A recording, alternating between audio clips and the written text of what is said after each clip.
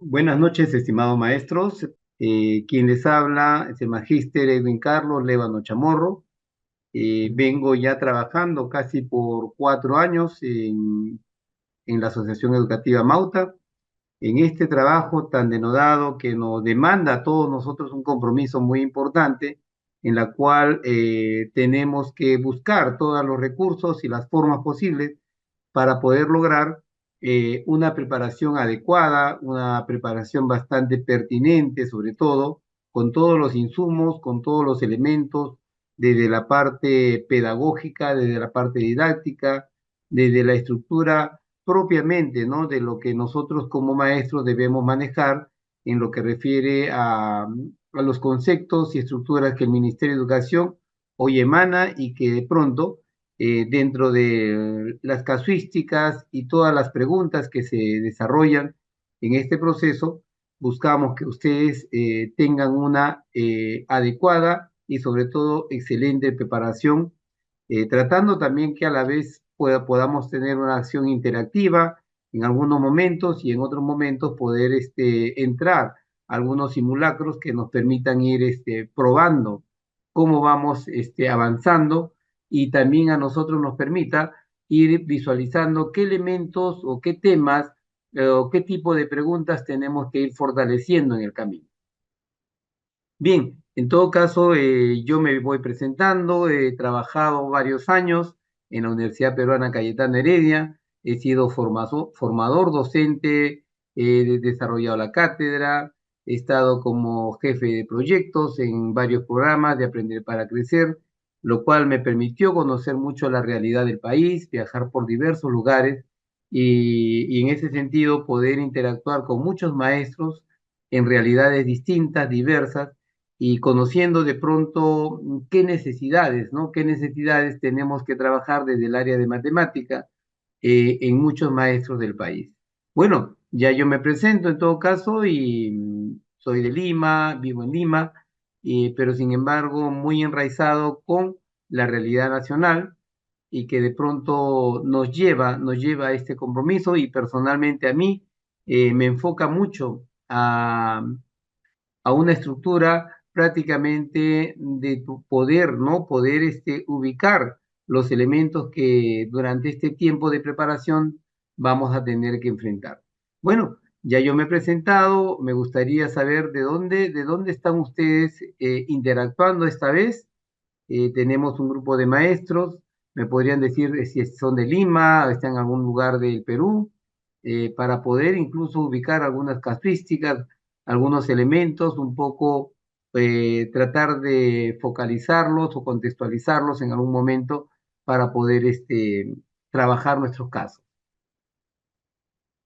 No sé, a ver, me gustaría a través del chat que ustedes podrían decirme desde dónde se están comunicando. Gracias, maestra Edith. La maestra Edith está desde Ancash, Carhuaz, ¿no? Muy bien, desde Siguas, Ancash también está el maestro Wilber. Es importante saber la ubicación de dónde están ustedes compartiendo esta sesión inicial para poder, como le repito, contextualizar algunas casuísticas durante este proceso. El maestro Eric Palma también de Huaraz, Ancash, ¿no? O sea, tenemos tres maestros que están en Ancash. No sé si alguno otro está en otro lugar o está en Lima para poder empezar. La maestra Carmen, bien, desde Lima. El maestro Noé, desde Huánuco. Maestro Noé creo que ya ha estado con nosotros en un proceso, me parece. Nuestro maestro Santos Lino desde Ayacucho. Muy bien. Sí, maestro Noé, claro que lo recuerdo. Entonces vamos por otro propósito, entonces. ¿Quién más está por ahí? A ver, tenemos varios maestros. Nuestra maestra Gladys siempre acompañándome, siguiéndome en todos los cursos que hacemos y creo que por ahí también estamos avanzando. A veces está en Chanchamayo, me dice, ¿no? Nos traerá un poco de café cuando llegue a Lima, maestra Gladys. Bien, entonces, si no hay algún otro maestro o maestra que se está comunicando con nosotros, Vamos a tratar de iniciar esta jornada. Voy a compartir el PPT que nos toca hoy día desarrollar. Ya, vamos a ver. Están viendo el PPT. Voy a ir compartiendo con ustedes.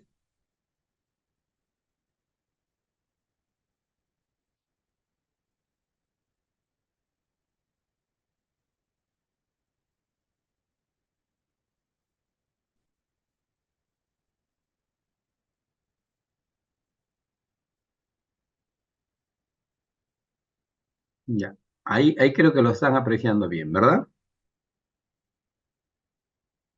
Muy bien, entonces vamos a iniciar nuestra jornada. Primero que nada, tomar en cuenta que este proceso de evaluación que se da año a año a través del Ministerio de Educación, eh, pienso y considero en la experiencia que vamos desarrollando con muchos maestros, tres aspectos fundamentales. Particularmente en la metodología o en la estrategia que vamos a utilizar, siempre le pido a los maestros que cuando atendamos casuísticas, tenemos que involucrarnos, tenemos que ir metiéndonos o mimetizándonos, es decir, tratar de que esos casos nos ha tocado a nosotros, nos toca a nosotros, y que por lo tanto, como nos toca, ¿cómo podríamos enfrentar? Porque si no si solamente lo vemos como detrás de una ventana o delante de una puerta el caso, como que solamente vamos a buscar una situación de recuerdo o memoria. Acá no se trata de eso. Ese es un aspecto fundamental.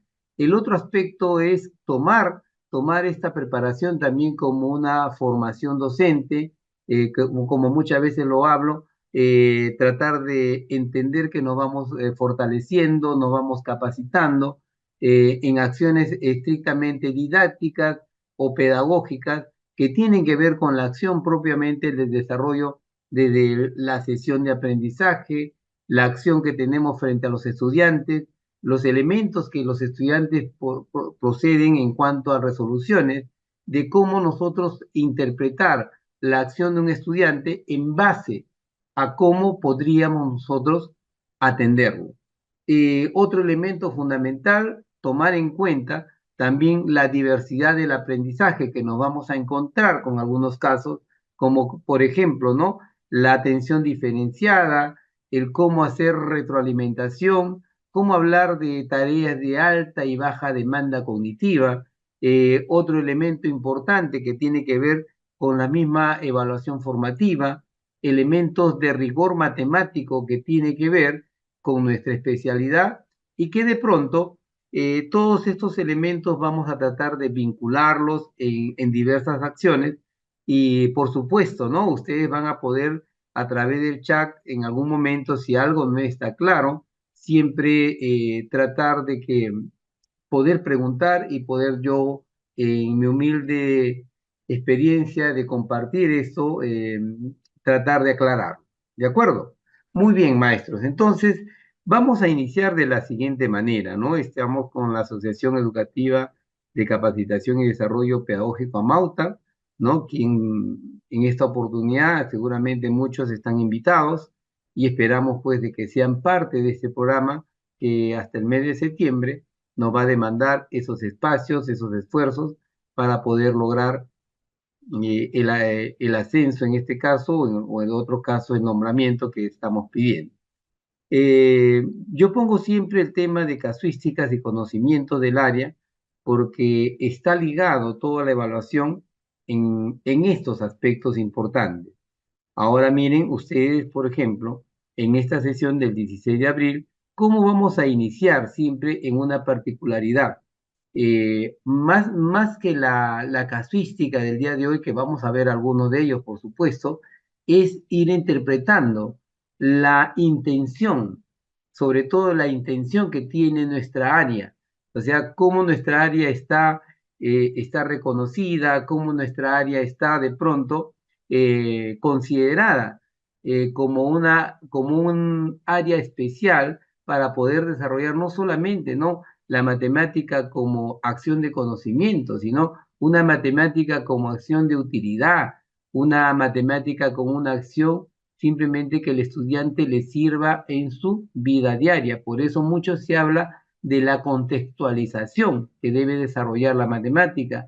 Muchas de las preguntas, por ejemplo, que vienen y que vienen con el tema específicamente de tareas de alta demanda cognitiva, están muy relacionadas con situaciones de contexto.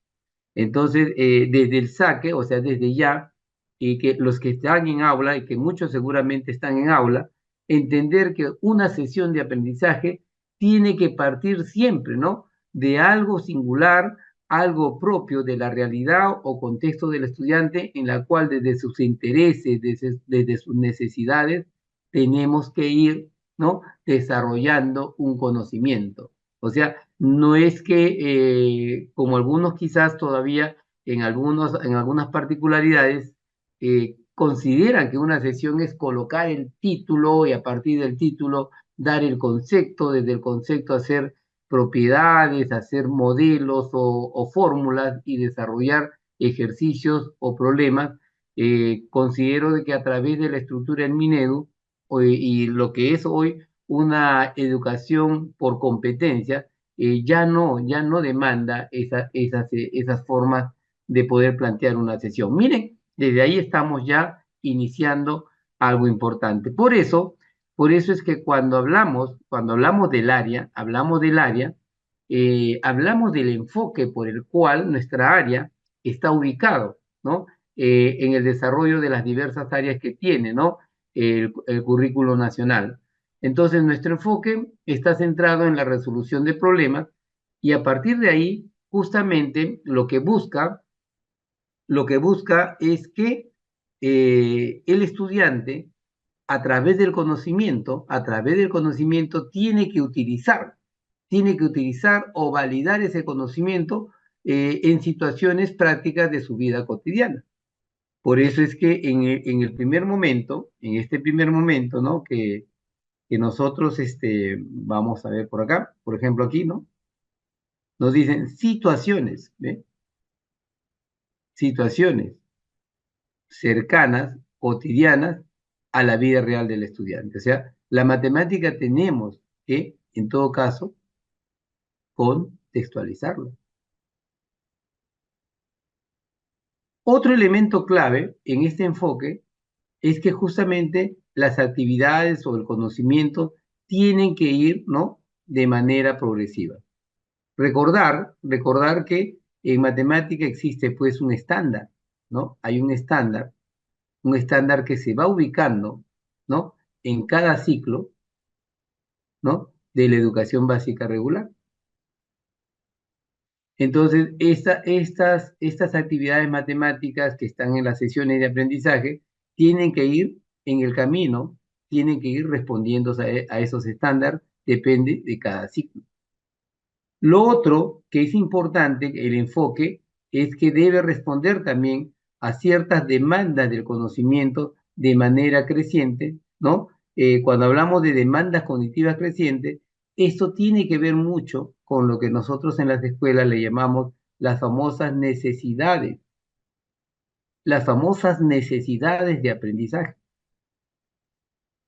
¿Por qué creen, por ejemplo, que se hace un PI en la institución educativa? ¿No? Y en matemática especialmente, ¿no? Cuando se diseña un PI, dice, ¿qué necesidades de aprendizaje tiene un estudiante? ¿Qué necesita aprender? Adición, sustracción, necesita medir, necesita tal vez una regla de porcentaje, una regla de tres, el estudiante necesita tal vez ver temas proporcionales por las características que requiere la institución educativa en base a, a todo un conjunto, ¿no? Un conjunto eh, que se ha realizado, un conjunto prácticamente de elementos que a través de un análisis interpretativo en la escuela se hace la necesidad de aprendizaje y desde ahí se va desarrollando lo que nosotros llamamos la famosa propuesta, ¿no? Pedagógica, ¿no? Tomar en cuenta otro elemento que el enfoque de la matemática tiene que responder, dice, a respuestas a diferencias socioculturales, ¿no? Una, una educación que nosotros le llamamos de tipo intercultural. cómo desde nuestra posición en el lugar donde nos encontramos, tenemos que responder también a esta característica. El otro elemento que responde este enfoque es, dice, un saber actuar pertinente ante una situación problemática. O sea, frente a una situación, el estudiante tiene o debe tener un conjunto de alternativas, ¿no? Alternativas para buscar qué solución a los problemas de la vida cotidiana. Entonces, cuando hablamos de todo eso, dice, el enfoque también, dice, moviliza una serie de recursos o saberes. Lo que nosotros sabemos generalmente, qué experiencia matemática tiene un estudiante. Cuando hablamos de la experiencia matemática, y a veces nosotros de pronto no creemos que un estudiante tenga un conocimiento a la cual le planteamos una situación y nos pueda responder. Entonces miren lo interesante que es ese enfoque en la cual desde la situación real en la cual vamos buscando temas que sean de interés, temas que sean de motivación, temas cercanos a su realidad y que de pronto a partir de ahí aprovechar todos esos elementos para poder ofrecer conocimientos matemáticos que tal vez van a ir dándose de acuerdo a las características individuales o características generales que tienen los estudiantes. Recuerden que hoy estamos ante una estructura de atención inclusiva, ¿no? Atención a la diversidad, ¿no? O atención también diferenciada. Entonces, ¿cómo podríamos desde la matemática, en algunos casos que nos va a tocar responder, cómo los maestros podríamos estar preparados para poder responder a esta situación? Por ello es que hoy iniciamos, ¿no? Primero con estos elementos para poder ir planteando en el camino ya los casos, ya las situaciones de rigor y que esto les permita a ustedes tener ya una especie de bagaje, ¿no? De experiencia para poder responder. Tomar en cuenta que en nuestra área por naturaleza, ¿no? Un área por naturaleza que tiene competencia, ¿no? Tiene 4 competencias, ¿no? Cuando dicen, ¿no? Resuelve problemas de cantidad, resuelve problemas de regularidad, equivalencia y cambio, resuelve problemas de forma, movimiento y localización, resuelve problemas de gestión de datos, ¿no? ¿Y qué más será? Y probabilidades, ¿no es cierto? Y de pronto, nuestra área, para cada uno, para cada uno, para cada competencia, tiene también sus 4 capacidades, ¿ve? 4 capacidades.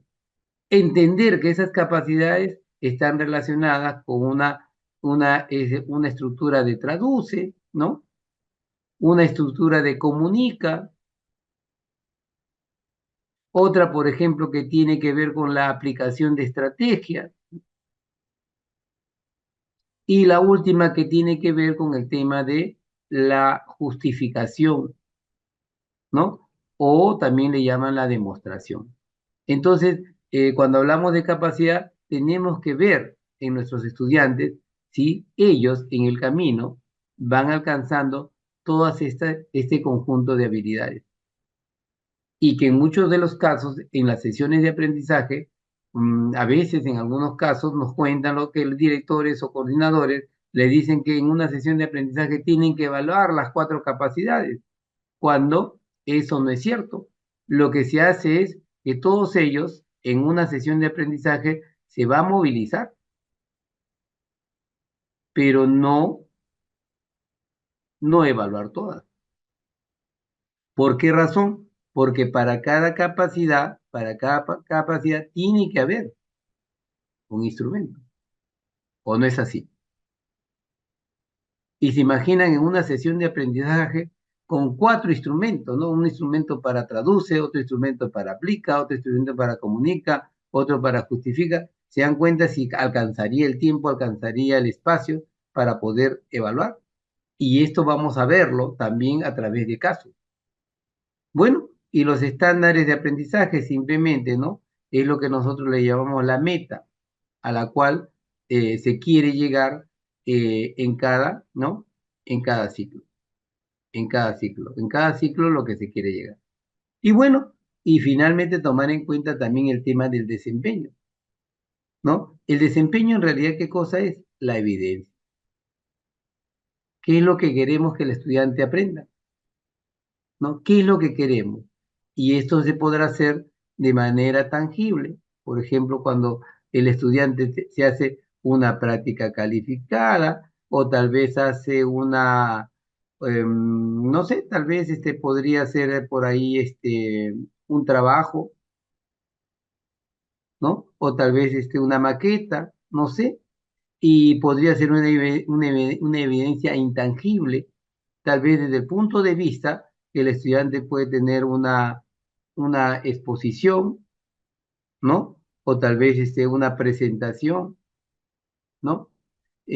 Bueno, y miren, podríamos hablar de nuestra área desde ahí, poder interpretar lo fundamental y sobre todo aquello que nosotros como maestros debemos tenerlo claro, ¿no? En este resumen, es que en este proceso, para poder atender muchas de las casuísticas, tenemos que ir ubicando siempre en qué competencia, quizás nos hablan de alguna capacidad, nos hablan por ahí de algún desempeño, y entender lo importante que eso tiene que responder a determinados propósitos, ¿no? Y justamente cuando hablamos, cuando nos dicen en la sesión de aprendizaje, nos hablan del famoso propósito, ¿no?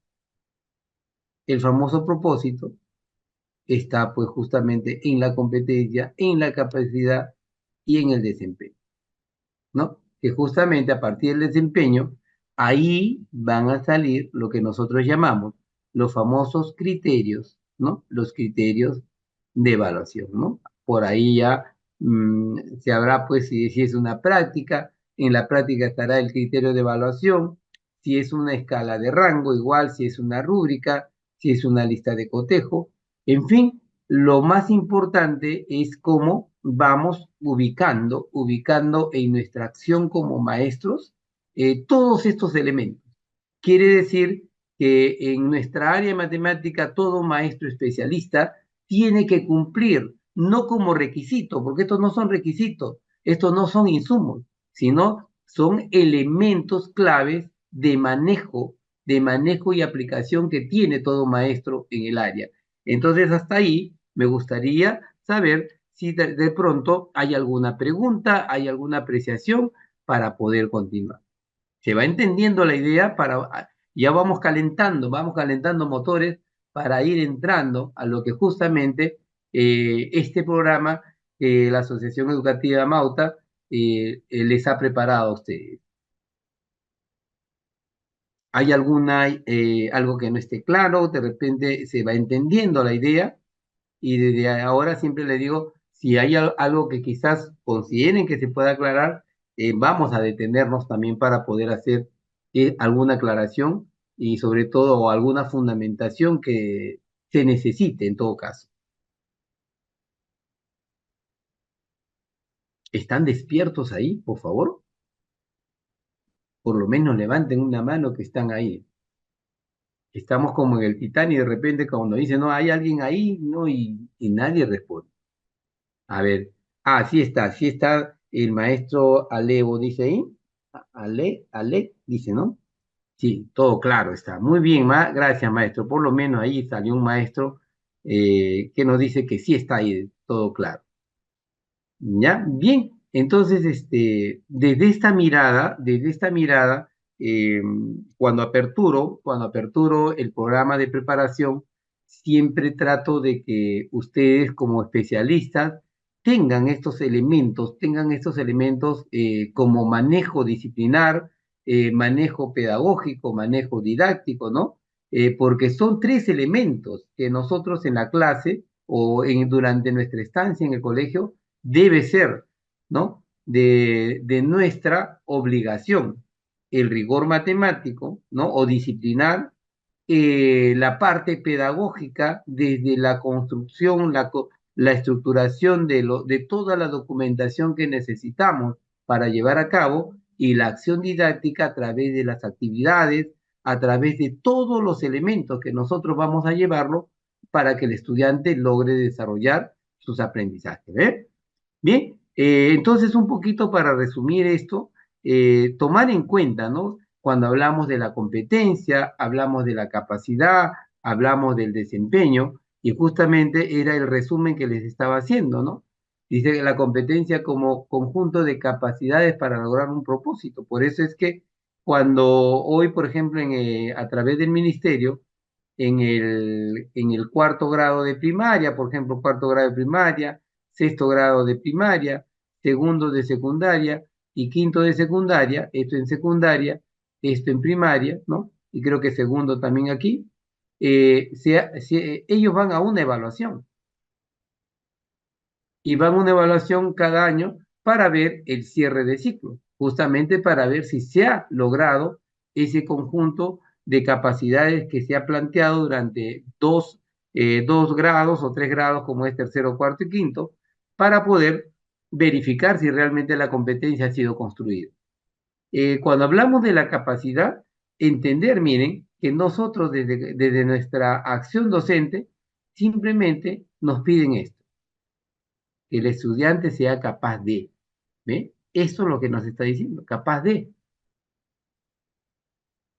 Y entonces no nos están pidiendo quizás la propia habilidad, ni nos están pidiendo la propia destreza. Solamente nos están pidiendo la acción mínima, que el estudiante sea capaz de sumar, de restar, de medir, de aplicar tal vez alguna fórmula, tal vez el estudiante sea capaz de recoger información, sea capaz de registrar tal vez una tabla de frecuencias, sea capaz de desarrollar, por ejemplo, la probabilidad, en fin, ¿no? Entonces, eso es lo que buscamos para que el estudiante sea un estudiante de tipo competente. Y bueno, como le decía, el tema del estándar, ¿no? Es la meta hacia dónde se quiere lograr que el estudiante evidencie su aprendizaje al final de cada ciclo. Y el desempeño propiamente tiene que ver justamente como las descripciones dicen, qué hacen, ¿ves? ¿Qué hacen los estudiantes? O sea, eso que hacen, eso es lo que nosotros le llamamos evidencia. Miren cómo vamos a ir analizando sobre todo estos elementos que se van a ir ubicando en muchas de las casuísticas. En muchas de las casuísticas nos van a hablar de propósito, por ejemplo, ¿no? En alguna casuística de la capacidad, en alguna casuística tal vez de la competencia. Y entonces nosotros debemos tomar en cuenta la característica peculiar que tienen estos elementos para poder hacer que nuestra interpretación, perdón, nuestro análisis e interpretación pueda ser mucho más sencilla. ¿Ve? Entonces recordar que desde el estándar, tomar en cuenta sobre todo, miren, como descripción, dice, ¿descripción de quién? Del desarrollo de la competencia. Yo diría, incluso a veces me ha animado, que más que el desarrollo, yo siempre me he animado personalmente y lo he tenido que incluso sustentar en algún momento no porque el profesor Edwin Neva no lo diga, sino porque muchos especialistas en diversos países del mundo nos hablan de la competencia no como desarrollo, sino como construcción, porque el estudiante va construyendo, ¿no? Desde el primer ciclo, ¿no? Hasta el séptimo ciclo, ¿no? Todo un conjunto de conocimientos, ¿ve? Entonces, la construcción se inicia acá y la construcción termina acá. Por eso es que más que desarrollo, es cómo vamos construyendo, cómo vamos cimentando y cómo vamos procesando, ¿no? Ciclo a ciclo, el conocimiento adquirido por cada estudiante o por los estudiantes y que de pronto en sus desempeños, cómo van a evidenciar realmente que se van acercando al estándar. Entonces, un tema importante que sí hay que tomar en cuenta siempre en el caso de los estándares, ¿por qué me detengo un poquito acá? Porque esta es nuestra mirada para todos los maestros cuando decimos qué evaluamos, ¿no? ¿Qué evaluamos? Si nosotros decimos qué evaluamos, y esto que quizás hoy sirva bastante también para que ustedes vayan a la escuela, conversen con sus colegas, ¿no? ¿Qué evaluamos? Perdón, ¿qué evaluamos? ¿Qué evaluamos? Ahí. Lo que evaluamos en realidad es la competencia. Nosotros evaluamos la competencia, ¿ve? ¿Y a través de qué evaluamos la competencia? Justamente a través de la capacidad y a través del desempeño, ¿no? Estos van a ser los elementos que nos van a ayudar a evaluar la competencia.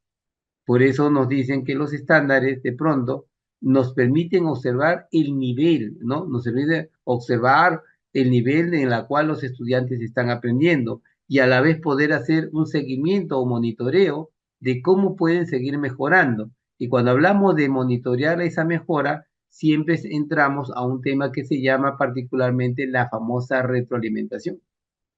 Por eso dice el estándar, cuando vemos que el estudiante va logrando algún conocimiento o va demorando en algún conocimiento, entonces esa información, ¿no?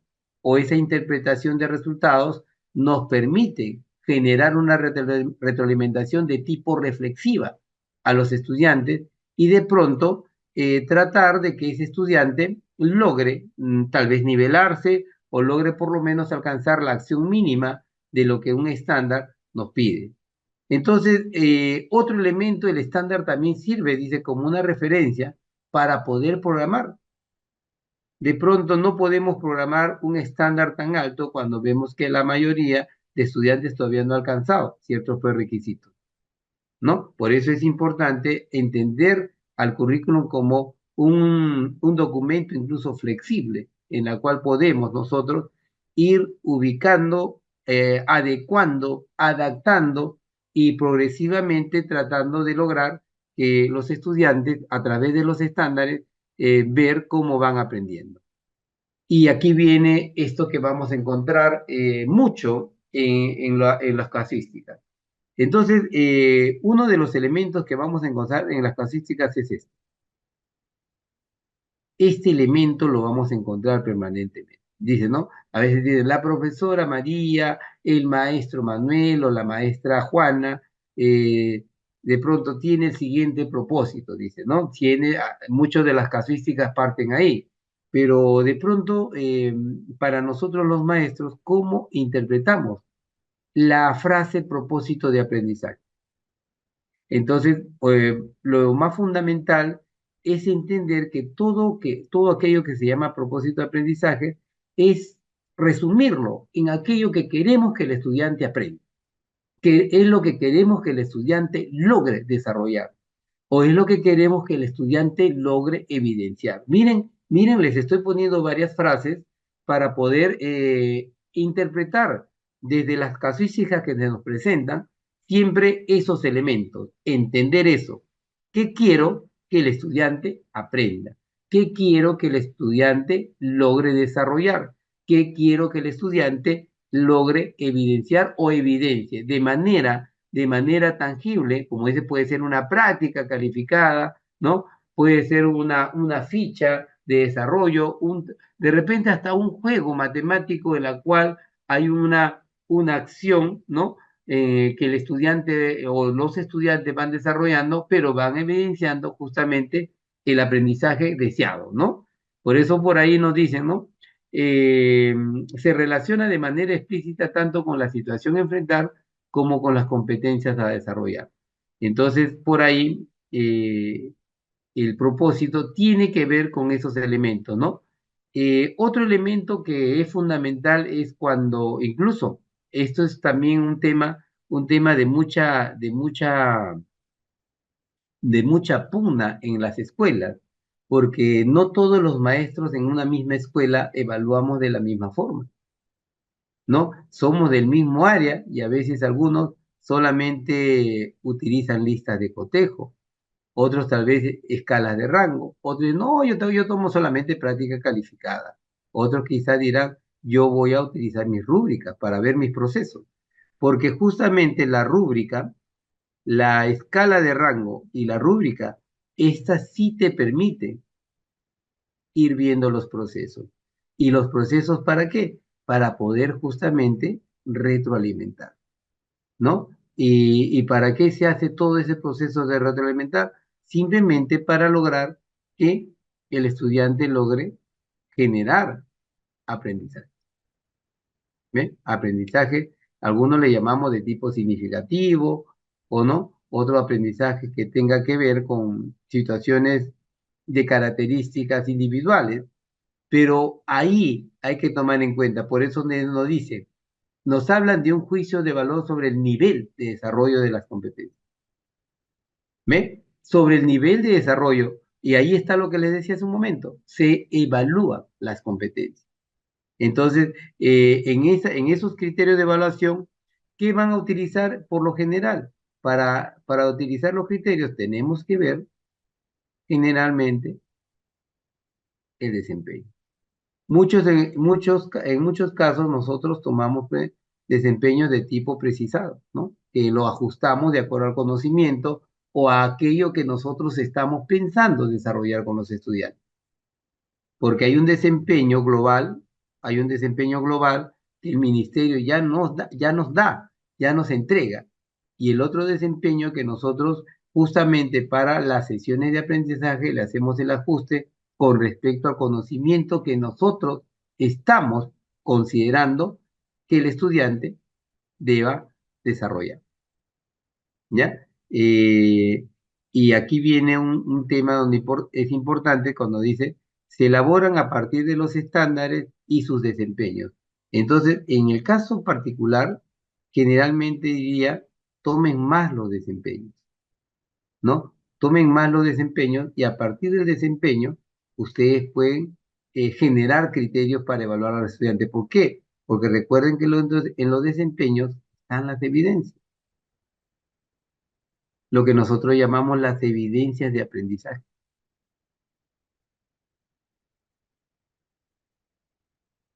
¿Eh? Entonces, si ahí van a estar las evidencias de aprendizaje, ¿qué mejor que utilizar esa terminología para ubicarla en los diferentes instrumentos que sirven para poder tomar en cuenta la evaluación? ¿Ve?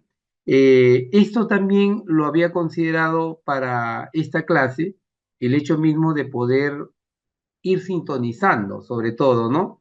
Ir empatándonos con algunos elementos clave que, vuelvo a repetir, no solamente tomarlo como parte de la preparación, ¿no? La preparación para esa evaluación, sino tomarlo como parte de una, yo diría, pues, actualización docente, un fortalecimiento docente, aprovechar todos estos elementos para que nuestra evaluación realmente se vea reflejada no solamente en una mera preparación de casos, sino que se vea reflejada en un fortalecimiento de elementos claves y que a la hora de la aplicación a ustedes les sea mucho más sencillo.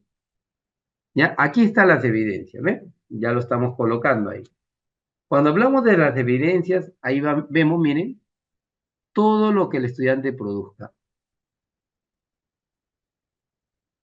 ¿Ve?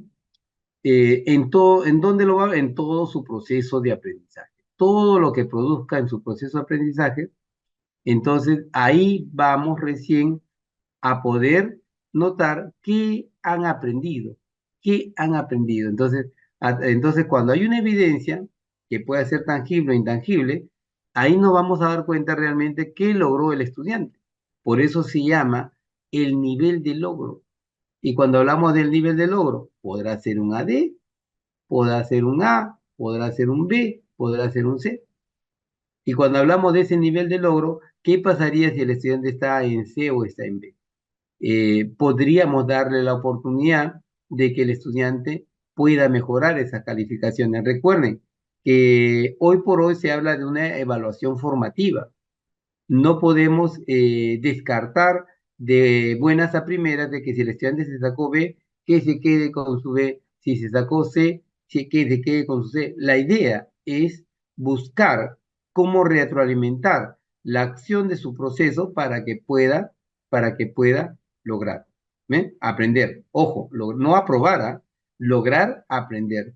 Por eso es que justamente dice lo que han aprendido y el nivel de logro de la competencia que han alcanzado con relación a los propósitos. Estos propósitos que nosotros creamos, esto de acá, que es planteado por el maestro o la maestra, ¿no?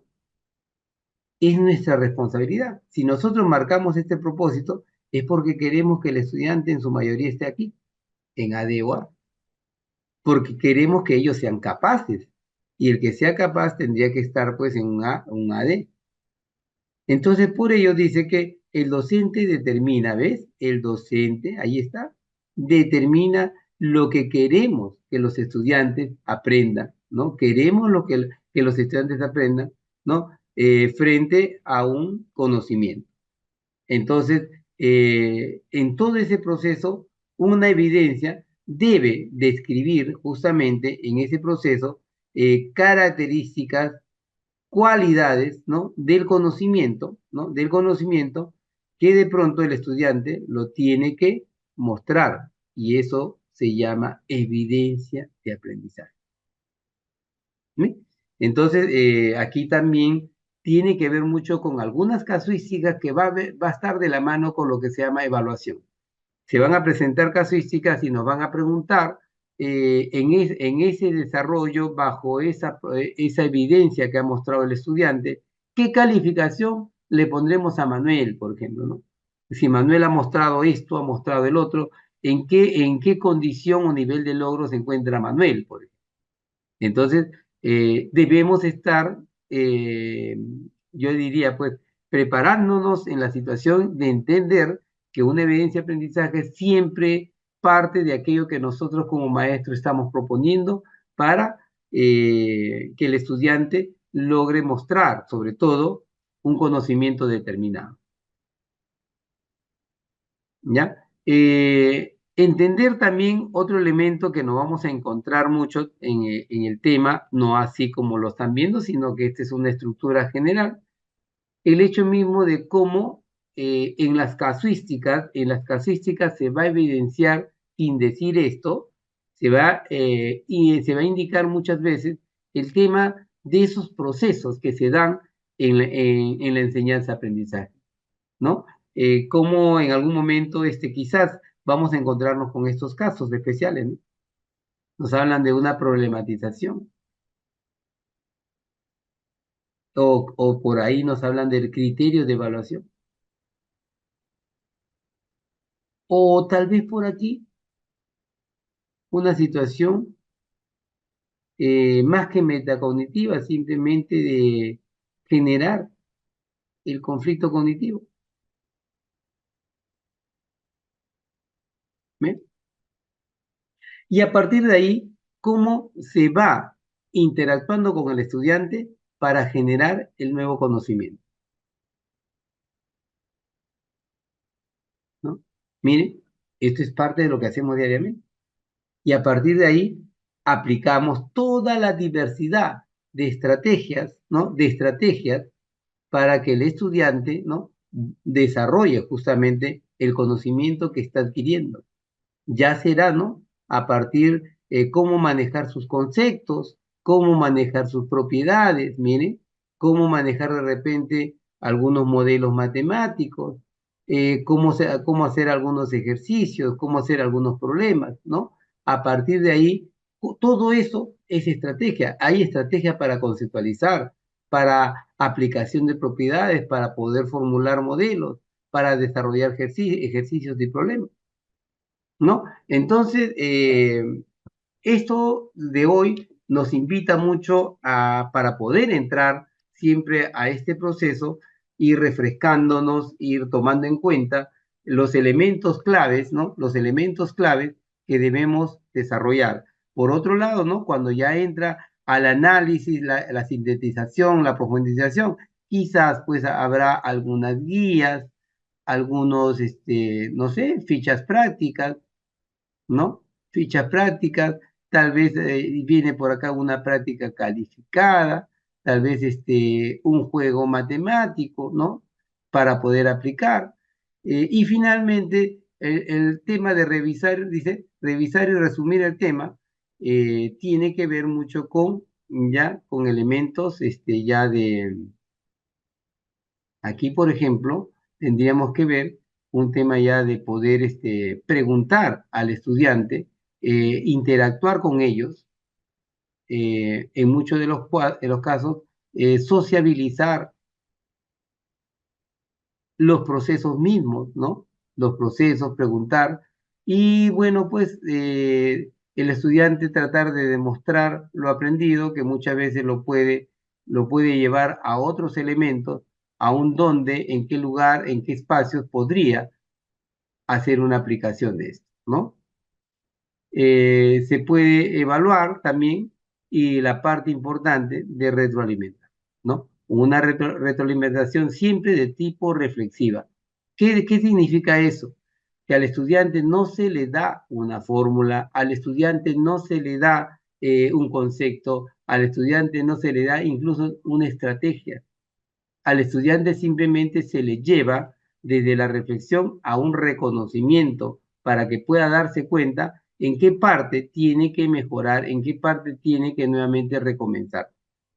¿Ya? Miren, estoy haciendo un resumen general, un poco como yo siempre le digo, un calentamiento pedagógico, ¿no? Para poder entrar. Miren, y entramos ya a una primera pregunta. Pero ahí, antes de esa pregunta, ¿cómo vamos? ¿Hasta ahí? ¿Se han dormido? Ya se cansaron. El profesor Edwin Leva no les ha hablado mucho, que algunos de repente dicen, ya, nos ha hablado mucho que me ha dado sueño, mejor me tomo un café por ahí. ¿Cómo vamos? Hasta ahí. Ya terminamos esta parte hoy de la parte de estos elementos claves y cómo, no, nos vemos ahí. A ver qué dicen nuestros maestros desde Ancash, desde Ayacucho, que nos están siguiendo. Vamos bien, estamos haciendo una especie de recondicionamiento de esos elementos claves que todo maestro de nuestra especialidad, en todo caso, tenemos que ir haciendo. Bien, maestro Santos, el maestro Santos dice que estamos atentos, muy bien, de eso se trata, ¿no? Y me encanta que estén ahí atentos. De todas maneras, si hay alguna pregunta, suelten su pregunta, ¿no? Suelten su pregunta. Bien, maestra Carmen, el maestro Wilber también nos dice que todo está bien. Ya, vamos a ver. Por ahí hay algún maestro que estamos, nuestra maestra Gladys dice que estamos animosos desde Chanchamayo. Perfecto, nuestro Jorge, ¿ve? Está muy atento. Eh, a ver, dice, por favor, dice la parte de desarrollo. El docente no puede dar la teoría. Dice, no le entiendo, maestra Alex, no sé qué parte acá. En la parte del desarrollo el docente no puede dar la teoría. No, no es tanto dar la teoría. Recuerden que la teoría, el concepto maestrales se construye con interacción del estudiante. O sea, lo que nosotros hacemos es ir sociabilizando algunos elementos ya en el desarrollo, se va sociabilizando algunos elementos desde la acción que estamos sacando de la situación problemática y desde ese elemento es que nosotros recién al interactuar con los estudiantes vamos recogiendo ideas, vamos anotando, registrando, sociabilizando y van saliendo los primeros conceptos. Hay elementos que quizás va a ser necesario nuestra acción directa, pero particularmente la construcción del conocimiento tiene que ser efectuada, ¿no? Con la guía del docente por los propios estudiantes. No sé si en esa parte eh, trato de satisfacer a la pregunta que me hace maestro Ali. ¿Ya? Bien, bien, ya. Ahora sí, entramos a ir entrenándonos con algunas preguntas. Mire, por ejemplo, una pregunta típica del examen, de uno de los exámenes que salió, y algunos dirán, pero así está viniendo, sí, pues sí, pero hay que ver, cuidado, que nos están cambiando las propuestas de pregunta. En algún momento se tomó un modelo parecido y cambiaron la estructura y muchos maestros por memorizar marcaron una alternativa que no debieron marcar, ¿ya? Por eso que cada pregunta vamos a tratar más que analizarla, interpretarla, ¿ya? Porque generalmente nosotros como especialistas de matemática, el análisis es más sencillo, el análisis es más sencillo. Entonces, vamos a este cuadro. Nos dice que un docente, por ejemplo, acá, un docente presentó a su estudiante el registro de las temperaturas máximas y mínimas de una ciudad durante una semana. ¿Ya? Miren, la máxima el lunes 10, la mínima 0, el martes 14 máxima, mínima 2, ¿no? Miércoles 12, mínima -4. Ya de ahí podemos ver que es una ciudad tal vez del Perú, ¿no? Como puede ser, no sé, si no me equivoco, Huancavelica, por ahí Cerro de Pasco, Apurímac, quizás, ¿no?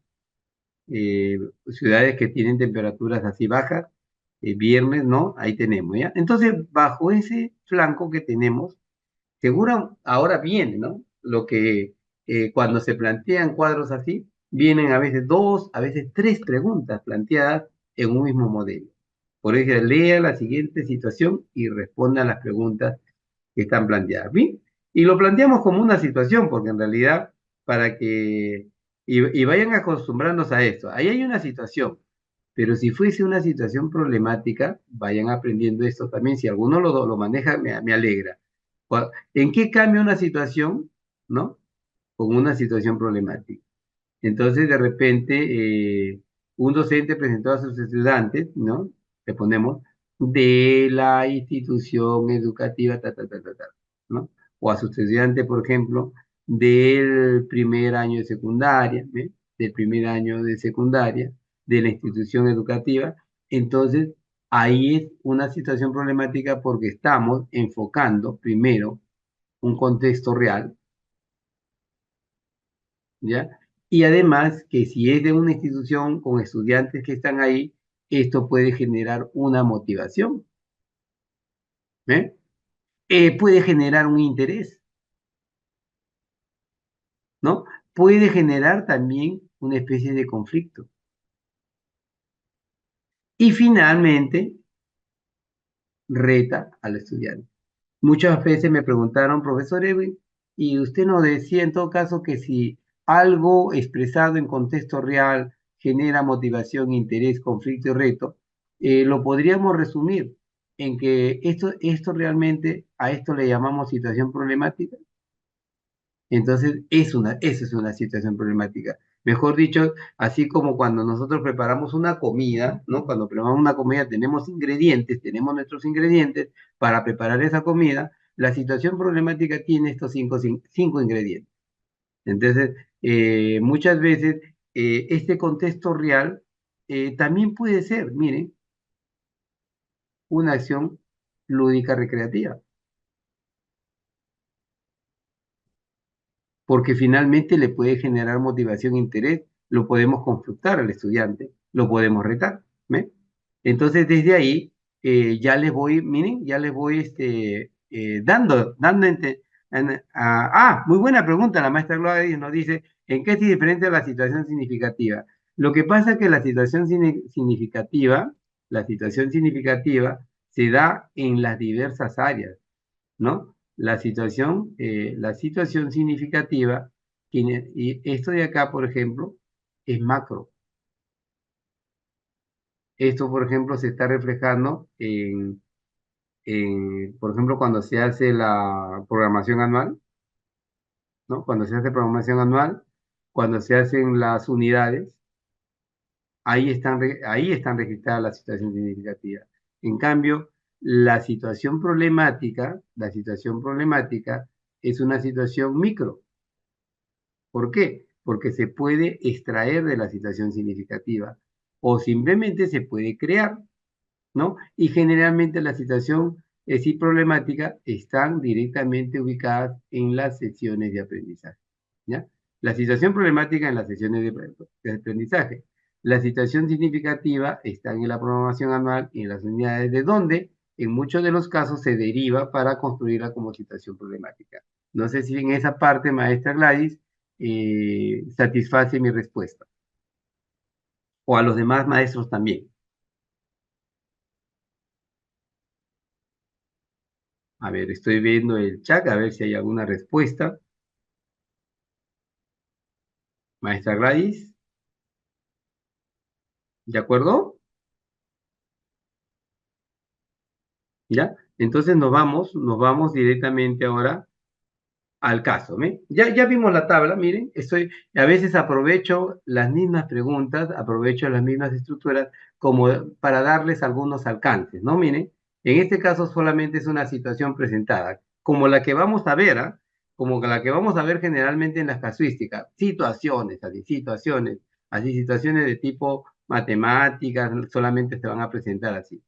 Pero las problemáticas tienen esta característica de generar contextos, generar motivaciones, generar interés, generar conflicto y retar al estudiante.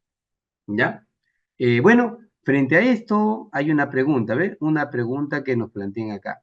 Nos dicen, de pronto, ¿cuál de las siguientes acciones docentes, cuando hablamos de la acción docente, miren, cuando hablamos de la acción docente, yo siempre les estoy hablando de esto. Acción docente, reemplácenlo siempre ustedes así, ¿ven? Por acción didáctica.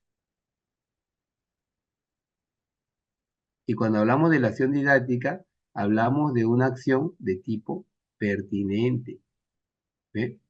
De tipo adecuada. ¿Qué es lo más pertinente? ¿Qué es lo más adecuado? ¿Qué es lo más preciso? Miren cómo utilizo muchos estos elementos para poder relacionar. Entonces, vamos a ponernos, ¿no? Justamente como maestros, vamos a este cuadro que ha pasado. Dice, ¿cuál de las siguientes acciones docentes es pertinente, ¿no? Para favorecer la interpretación. Ojo, nos habla de la interpretación de los números enteros de esta situación. Entonces, cuando queremos hablar de una interpretación, eh, quizás nos sirva la competencia de traduce, o tal vez perdón, la capacidad de traduce o la capacidad de comunica. Para esta pregunta, porque el estudiante puede interpretar de manera gráfica, está traduciendo, o puede interpretar de manera simbólica, o puede comunicar ya sea de manera gráfica o puede comunicar tal vez de manera verbal. Entonces, viendo esta acción, ahora les pregunto a ustedes, vamos a ponernos en esa situación.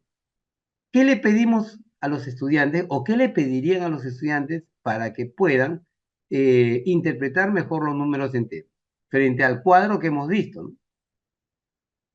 ¿Consideran que le podríamos sugerir que representen una recta numérica? O le pedimos que expresen los números enteros de la tabla como temperatura por encima o igual o debajo de cero, o pedirle que formen su conjunto con los números negativos de cero y los positivos que representan las temperaturas registradas. Yo primero hago la pregunta. Algo que van a trabajar conmigo es la técnica del descarte. Y entonces cuando digo la técnica del descarte, en este caso, ¿cuál de las tres alternativas, por ejemplo, es más abstracta? O sea, es una acción, ¿cuál de las tres es de una acción más abstracta?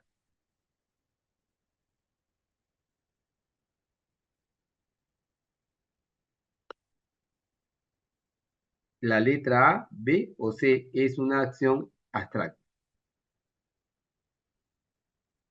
Y la que es más abstracta, en este caso, es la que va a tener que salir. Porque como nos hablan de una acción docente o una acción pertinente, didáctica, entonces, para que el estudiante pueda interpretar, entonces, en ese caso, tendríamos que eh, ¿no? Vamos a ver acá.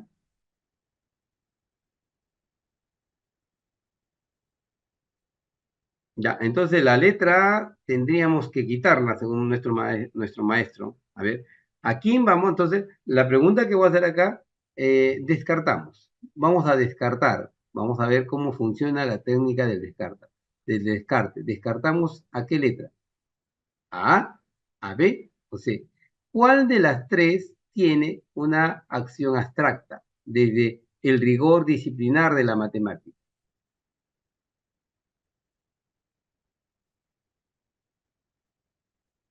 Ya, vamos a ver. ¿Qué dicen los demás maestros? Sería bueno, por ejemplo, que ustedes vayan participando, sería bueno que siempre ustedes vayamos interactuando y poder luego darnos cuenta por qué, ¿no? Porque voy a tratar siempre en cada una de ellas, tratar de darles un argumento, una validación. A ver, por ejemplo, si decimos el que representen una recta numérica, si hay un nivel abstracto, ¿no? Si hay un nivel abstracto, pero sin embargo, eh, acá, por ejemplo, le están pidiendo al estudiante algo así, ¿no? Que haga una recta numérica, ¿no? Algo así, ¿no? Entonces, al estudiante le están pidiendo esto, y eso también es algo abstracto, ¿no? Esto es algo abstracto. Pero abajo dice, pedirle que formen subconjuntos. ¿Qué es para el estudiante la palabra subconjuntos? Con los números negativos, el cero y los positivos. Si se dan cuenta que esto de acá, para un estudiante es abstracto. Para un estudiante que recién quiere interpretar, también es abstracto. Y finalmente, dentro de los dos abstractos, anulamos eso. Ahora, nos queda un abstracto y nos queda, por ejemplo, otro que es más aritmético. Porque dice, pedirles que expresen los números enteros de la tabla como temperatura dice, por encima igual o debajo del cero. O sea, ahora le están pidiendo que hagan esto.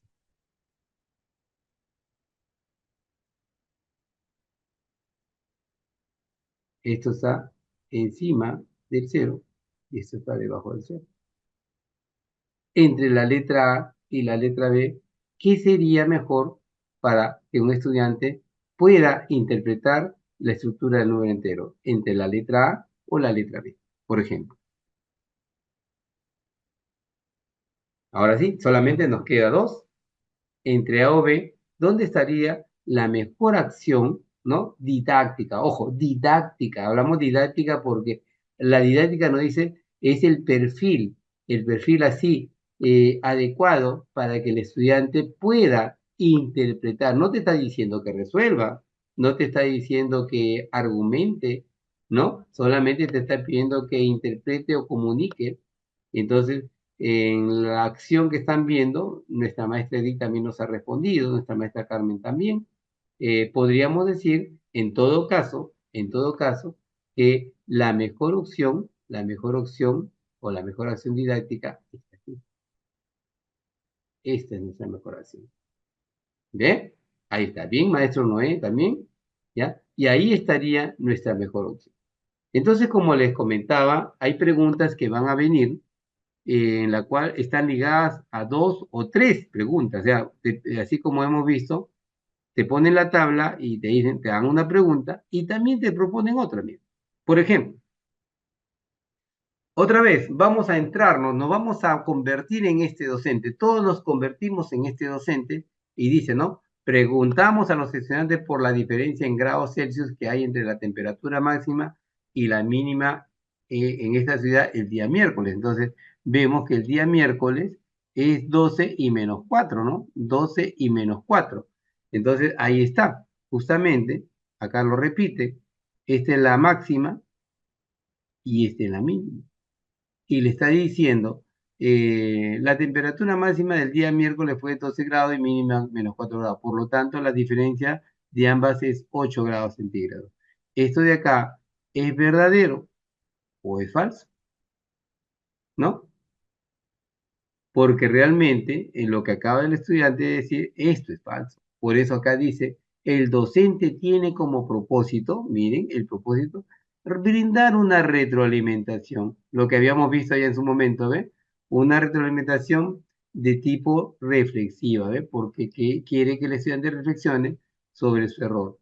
Entonces, ¿cuál de las siguientes acciones pedagógicas, ya, aquí viene la acción del docente, es adecuada para lograr ese propósito, ¿no? Ese propósito, ¿no? Para que el estudiante pueda mejorar su aprendizaje.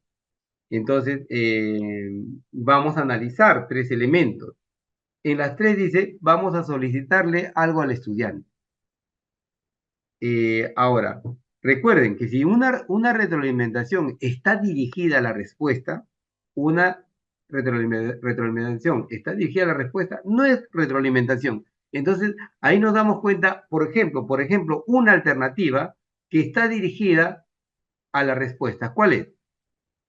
¿Cuál sería? Y esa es la que vamos a eliminar inmediatamente, ¿no? ¿Cuál cuál es la letra en la cual el maestro está direccionando la respuesta al estudiante? ¿En dónde está esa respuesta? Que ha direccionado, mejor dicho, le está diciendo, en todo caso, cuál es la, la, la respuesta o qué cosa es lo que tiene que hacer. A ver, ¿qué me dicen?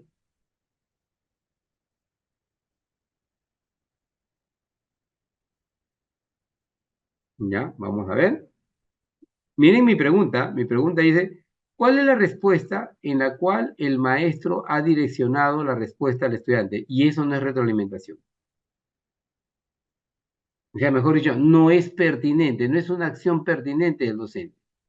¿Ya? Miren cómo vamos a ir dándonos cuenta. Excelente, maestro David. ¿Eh? Por ejemplo, en la letra A dice solicitarle que vuelva a realizar la sustracción, miren, y decirle, ¿ve? Ahí le estás diciendo, ¿cómo le vas a decir al estudiante que la diferencia entre 12 y -4 es igual a 16? Esto de acá está direccionado. Y todo aquello que está direccionado anula la retroalimentación. Ahora, entre la B y la C, eh, hay una, por ejemplo, que tiene una característica donde lleva al estudiante a la construcción y hay otro, por ejemplo, que lo lleva a la algoritmización. Entonces, entre la B y la C, ¿cuál tendría una mejor acción didáctica para que el estudiante se dé cuenta del error? ¿Ve? Hemos descartado una vez, justamente porque no es una buena acción retroalimentadora. Pero ya tenemos dos, entre esas dos tenemos que definir cuál es una mejor acción donde el estudiante va a reflexionar y va dándose cuenta.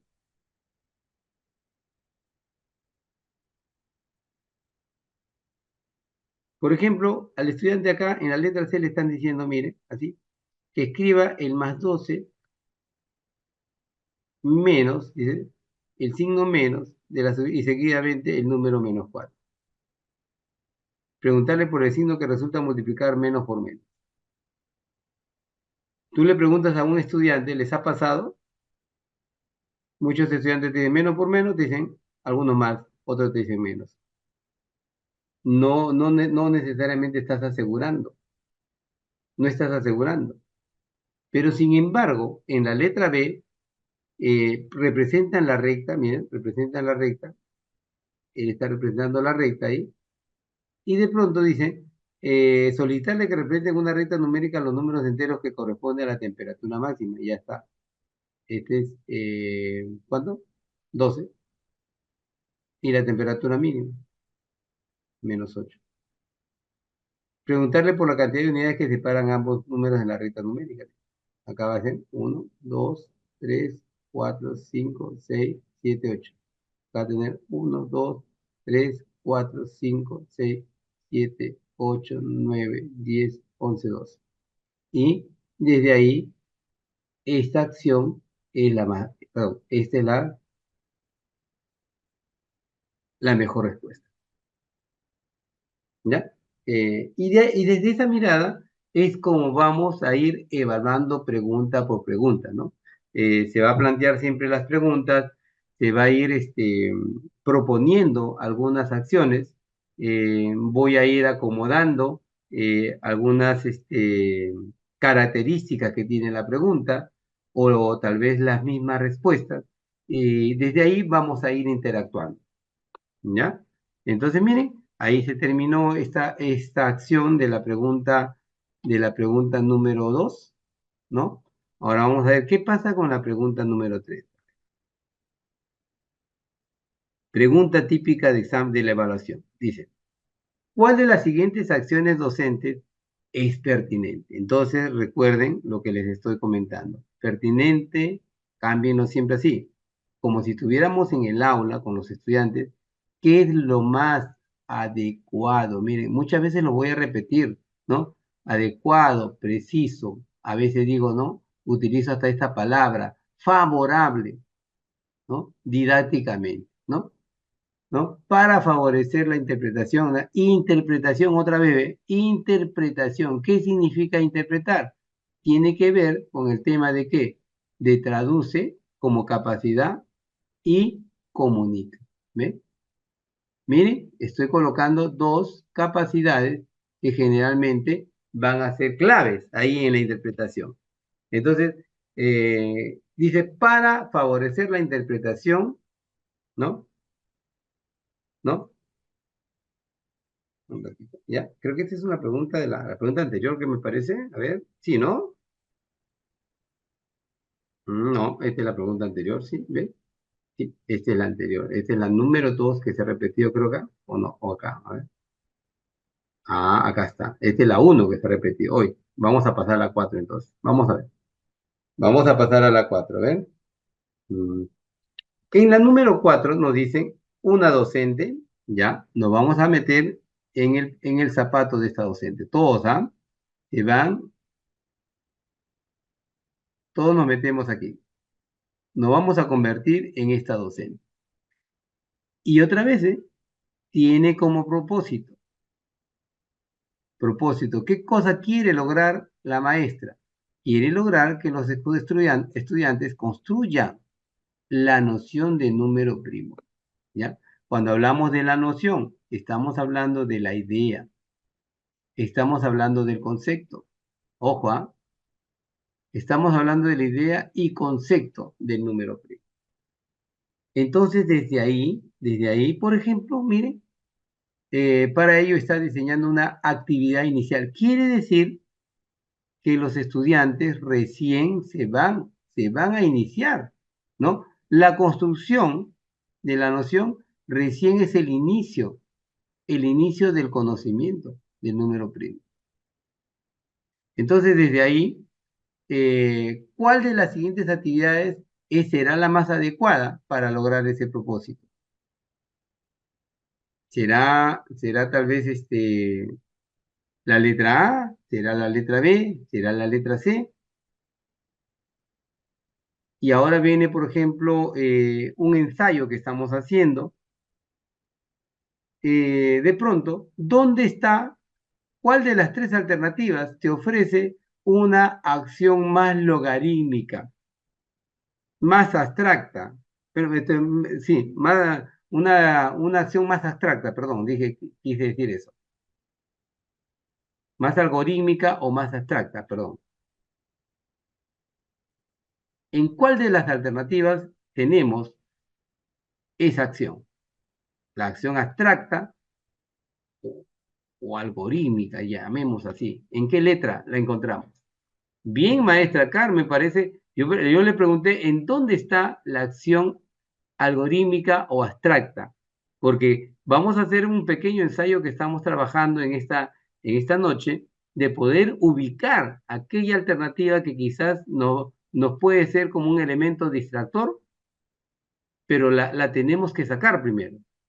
Y se van a dar cuenta cuando dicen, ¿no? Entregamos una ficha de actividades en la que se debe aplicar procedimientos para descomponer un número en factores. Explicar cómo se debe hacer esta descomposición y que los números obtenidos al realizar este procedimiento de factorización, mire, factorización son primos. Entonces, el descarte estaría aquí. Él no podría ser.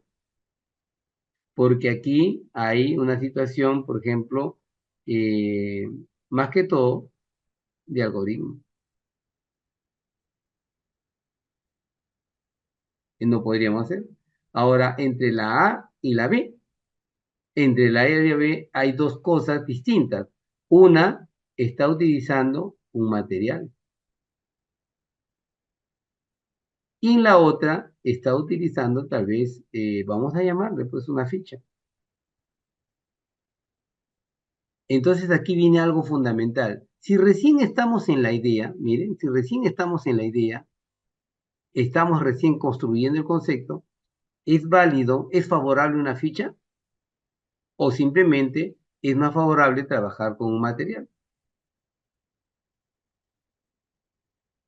La letra B es bueno trabajar, pero cuando ya tengas el concepto, es bueno cuando ya tengas el elemento ya conceptualizado. Por lo tanto, la letra A, como ustedes lo están afirmando ahí, sería la mejor respuesta, ¿no? Y esta todavía no. No es que no se pueda hacer, ¿ah? No es que no se pueda hacer.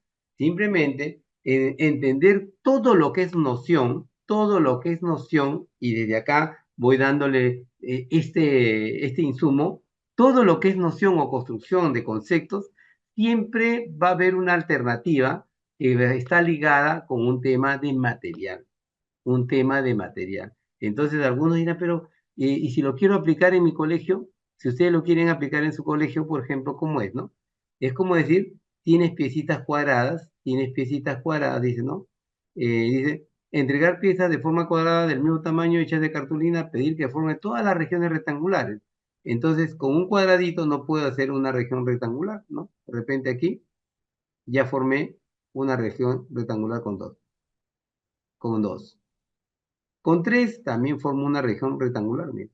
¿Ve? Con 3 también una región rectangular. Pero con 4, miren, generalmente con 4 estoy formando un cuadrado. Con 5 la única forma que tengo con 5 es esta. ¿Ve? Con 5. Con 6 podría ser, pero dice, todas las regiones pueden con 2, con 3 hasta 10 pies. ¿Qué va a pasar si nosotros decimos con 6? ¿Se podrá con 6, con 7, con 8? Entonces, toda esta secuencia se podría hacer desde la actividad también de la escuela. Ustedes podrían hacerlo y el trabajo de material es aquello que nos lleva, todo lo que es material, en muchos de los casos nos lleva siempre a construir un conocimiento. ¿Ya? Muy bien ahí. Vamos a ver qué pasa por acá. A ver, creo que esta es la 5, ya está. Ahí está la 5. Nos hablan ahora, dice, ¿cuál de las siguientes actividades, otra vez, es pertinente afianzar? Entonces, aquí cambia la figura porque el afianzar tiene que ver con una estructura de reforzar, ¿no?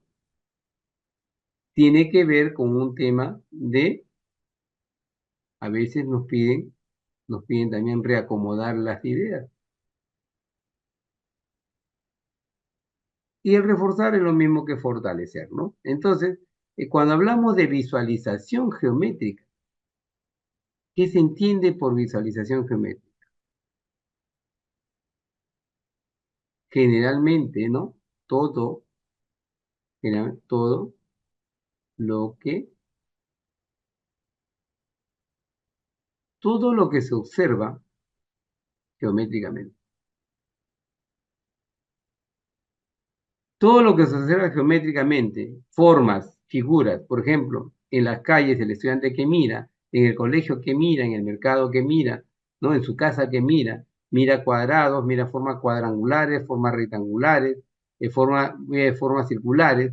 Todo eso tiene que ver con un tema de visualización geométrica, pero a la vez esto está ligado a un tema también de localización, a un tema de escalas, ¿no? Tiene que ver a un tema de construcción. ¿Ve? Ubicación, escalas, construcción, tiene que ver con un tema de medidas. Todo eso tiene que ver con la visualización geométrica. Entonces, si queremos lograr que el estudiante pueda reforzar estas habilidades, ¿no? a través de la geometría, ¿qué alternativa, dice, nos puede ayudar a que este estudiante pueda afianzar estas habilidades? Vamos a ir viendo, vamos a ir viendo sobre todo desde cada uno. Dice. Si al estudiante le proporcionamos moldes de cuerpos geométricos como prismas, o sea, le ponemos un molde, tal vez, ¿no? No sé, le ponemos un molde así, le ponemos un molde ahí, le ponemos un moldecito ahí, puede ser un moldecito ahí, dice, prismas y pirámides para que los estudiantes lo construyan. Entonces, ¿qué hace el estudiante? Simplemente dobla, aquí va a doblar y aquí va a pegar. Y luego de eso, dice, luego que soliciten que identifiquen sus principales elementos como vértices, aristas, caras y bases. En la otra, en la B dice, le entregamos cuerpos geométricos, quiere decir, de repente le damos ya la figura con estas características. Esta es la figura que le estamos dando. En la primera fue un molde, ahora le damos ya construido, observan, y ahora ellos tienen que, a partir de aquí, elaborar el molde. En el primero doblaban y pegaban, ya tenían el prisma. En el otro, observan y tienen que elaborar. En la tercera dice, solicita a los estudiantes que observen diversos cuerpos geométricos como prismas, solamente acá, mira, acá solamente van a observar. Y luego, ¿qué van a hacer? Simplemente van a nombrar. Entonces, la pregunta es, ¿dónde, en cuál de las tres se refuerza la visualización geométrica? ¿En A, en B o en C? Porque se supone que el refuerzo es después que tú ya has aprendido, ya conociste ya la figura, ya tienes la estructura, ya tienes un conocimiento de lo que es la estructura tridimensional. Entonces, ¿en cuál de las tres alternativas consideran el estudiante va a poder reforzar esa idea? ¿No? Y creo que ahí ha habido toda una respuesta masiva, ahí veo, respuesta masiva del maestro Antero, del maestro David, de la maestra Edith, del maestro Jorge, muy bien, maestra Carmen también, ¿no? Directamente, ¿dónde está la mejor actividad? Aquí está la mejor actividad. Que el estudiante observe y a partir de la observación genere el modelo. Miren, y eso es tener visión o visualización geométrica. Muy bien, muy bien. Me encantó esta parte en la cual rápido ustedes pudieron deducir desde lo que cada alternativa plantea y lo tenemos que ligar, ¿no? ¿Qué significa el afianzar? Si a ti te hubieran puesto, ¿no? ¿Cuál es la siguiente actividad es pertinente para, por ejemplo, tener el concepto o la idea, ¿no? De un cuerpo geométrico, tal vez hubiéramos utilizado la letra A, ¿no? Vamos a ver el siguiente. A ver, esta pregunta también es muy interesante, ¿ah? Nos ponemos en el papel de este docente. Miren, este docente. Recuerden, por ejemplo, dice, el docente ha propuesto tareas con el propósito de que los estudiantes apliquen. Ojo, miren, el propósito, apliquen la simetría. Quiere decir que si ellos van a aplicar es porque ya tienen conocimiento. El estudiante ya tiene conocimiento de lo que es la simetría. Entonces, como el docente o la docente quiere que los estudiantes apliquen, ¿no?, la simetría con respecto a un eje, se supone que aquí seguramente van a pedir su espejo. Aquí van a pedir su espejo, ¿no? Entonces dice, algunos de los estudiantes han mostrado un buen desempeño, quiere decir, han hecho esto. Algunos de los estudiantes han hecho eso. Eso es lo que nos están mostrando ahí. Entonces, ¿cuál de las siguientes acciones es pertinente para que la docente proponga, perdón, para que estos estudiantes sigan progresando en sus desempeños? Quiere decir, para este grupo, o sea, para estos algunos, ¿no? Para estos algunos, tienen que seguir progresando. O sea, ¿qué es lo que tendrían que hacer para que ellos, eh, otra vez como en el anterior, refuercen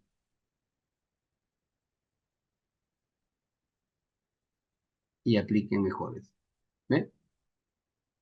Se asume que la acción de esta tarea, dice, la acción es, dice, que les proponga a los estudiantes para que estos algunos que han mostrado un buen desempeño, que han hecho ese espejo, ahora refuercen mejor o tengan otro reto o tengan otro desafío. ¿Dónde creen que la maestra y ustedes como maestros, dónde creen que vamos a generarle al estudiante, a los estudiantes, un mayor conflicto cognitivo frente a lo que está ahí? ¿En A, en B o en C? Vamos a ver. Primero vamos a analizar luego cada uno de ellos.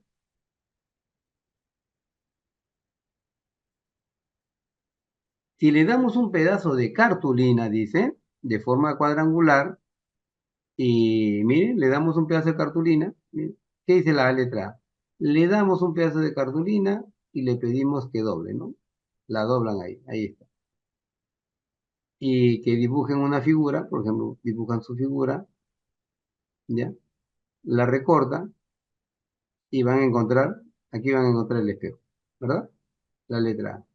¿La consideran de que la letra A podría ser interesante para reforzar y aplicar? Vamos a ver. La letra B dice, entregar un geoplano con trama cuadricular, ya le damos el geoplano, se da el geoplano ahí, ¿no? El geoplano está con sus clavitos, sus maderitas ahí. Ahí está el geoplano. Y dicen que pedir que construyan la figura simétrica, dicen, vamos a utilizar las ligas, dice, ¿no? La liga forma un polígono, vamos a suponer, con las ligas, ¿no? Formarán un polígono, vamos a ver, ahí. Luego, pedir que construyan la figura simétrica en dicho polígono considerando un eje vertical. Pondrán una liga por acá y querrán hacer esto con la liga. Esto es con liga. ¿Ya? Ahí tenemos dos, ¿no?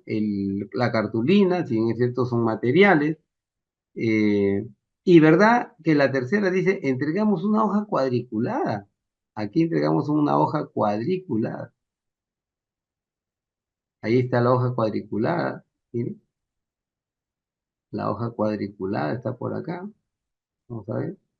Y le entregamos la hoja cuadriculada, ¿para qué? Para que de pronto dice, dibujen en ella un polígono. Vamos a ver cómo será esto. Pero considerando un eje de simetría oblicuo. Allá le están diciendo que el eje de simetría tiene que ser ahí. Y acá tiene que dibujar un polígono. Y este polígono de acá, ¿no? Lo tiene que reflejar en esta parte. Entonces ahí viene la gran pregunta para todos, ¿no? En cuál de las tres hay una mayor quizás acción que permita reforzar lo que ya ellos saben o ellos conocen? ¿Dónde los va a llevar quizás a una acción ya de pensar, reflexionar o crear, ¿no?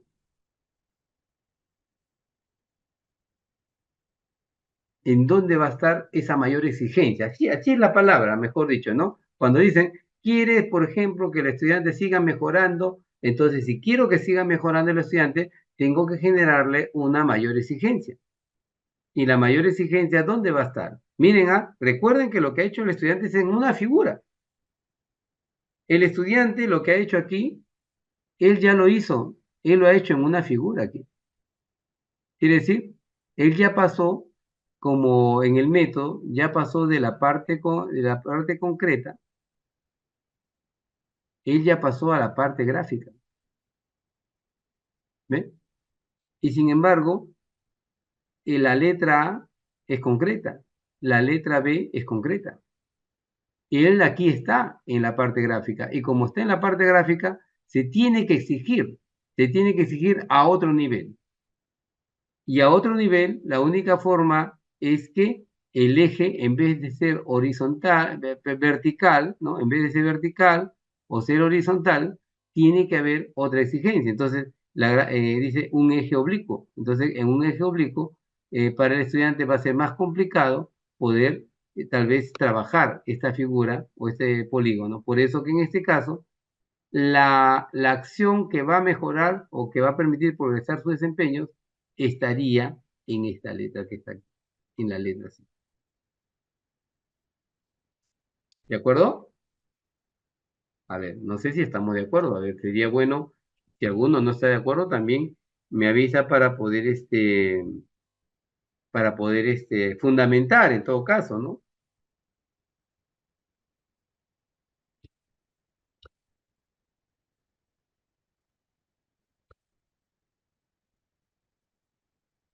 Hay silencio en la sala.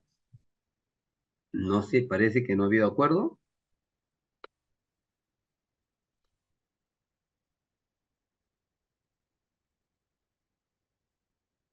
A ver, maestros, ¿qué dicen ustedes? ¿Están de acuerdo? ¿Consideran que sería la mejor opción?